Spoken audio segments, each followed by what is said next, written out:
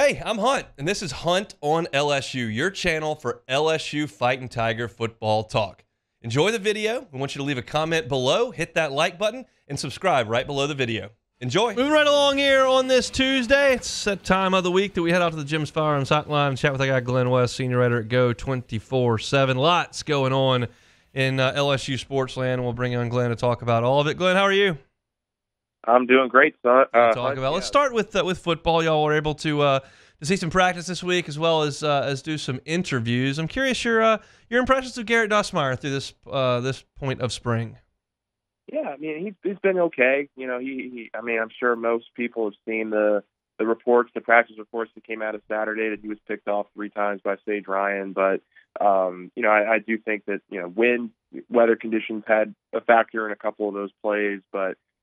Look, I love the way that Garrett's been carrying himself. We got a chance to talk to him last week, and you just get the sense, man, this guy knows what opportunities ahead of him. He knows, the best way to get the most out of this offense with his skill set.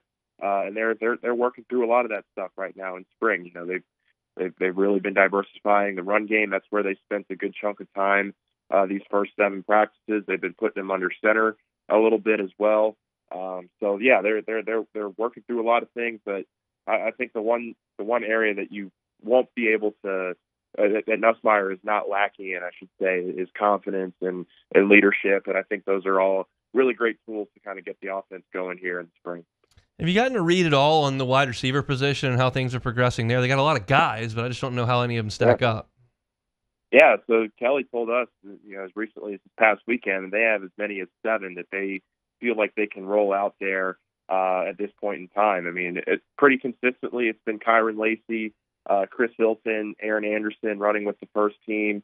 Kyle Parker's been subbing in a little bit as well with the first team. And then Xavion Thomas and CJ Daniels have been pretty much the second teamers. So, the transfers, I don't think that's to be unexpected. I mean, these transfers are still, picking up the offense, and a lot of these guys that are returning have that experience and kind of the understanding of the playbook. But I do think it's noteworthy that guys like Hilton are getting targeted a lot. Kyren Lacy made a phenomenal play this past Saturday on a deep ball. He just kind of jumped over Jordan Gilbert and hauled in a big 50-yard touchdown bomb from Nuss. So those guys are all contributing. They're spreading the ball around, and I think it's been a good start for the receiver room. You think Kyren Lacy is an SEC number 1? I just don't know if this team's going to have a number 1, to be honest with you. I do think that there's a lot of thought to put into here about just them spreading the ball around, and it kind of gives you the feel of maybe 2018. Maybe that's kind of the last time I can remember where Jefferson kind of led them in receiving yards that year under Burrow, but there was also a bunch of other guys contributing with that team as well. So I do think that I don't know that you're going to see a Malik Neighbors, Brian Thomas duo really kind of ascend and get 85, 90% of the volume targets.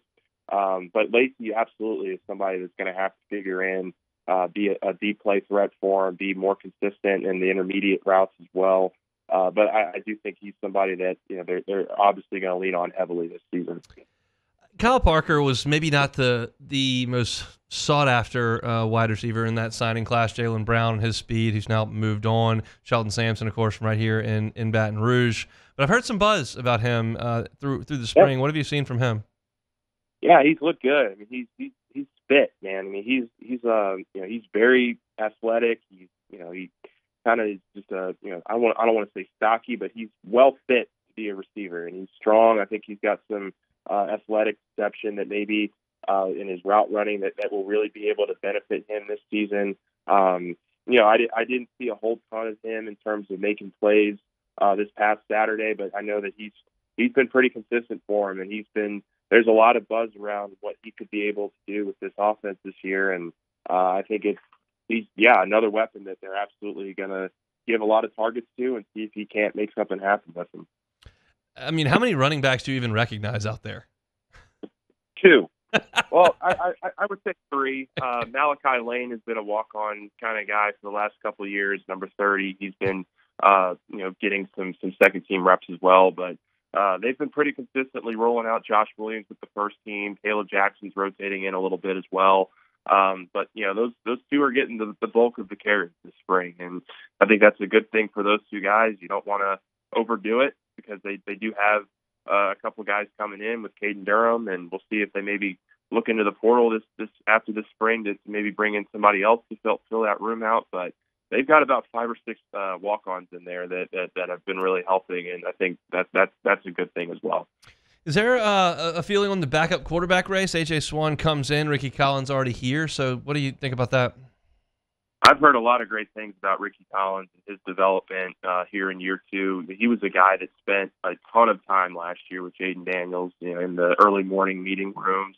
I've heard he's picked up a lot of the offense. He knows what he's supposed to be doing out there now, and I think it's really just about him playing, more free. And now that he has an understanding of the offense, I do think that he's somebody that's really going to be pushing Swan for that backup role. I mean, I do think there was kind of a train of thought coming in that this would be kind of Swan's job to lose in terms of backup. But, I do think that Collins is going to make this a very interesting kind of race to going into the fall. Hey, thanks for watching Hunt on LSU. Before you get out of here, do us a couple of favors. Hit that like button, leave your comments below, and subscribe to the channel for all your Fighting Tiger football talk. See you next time.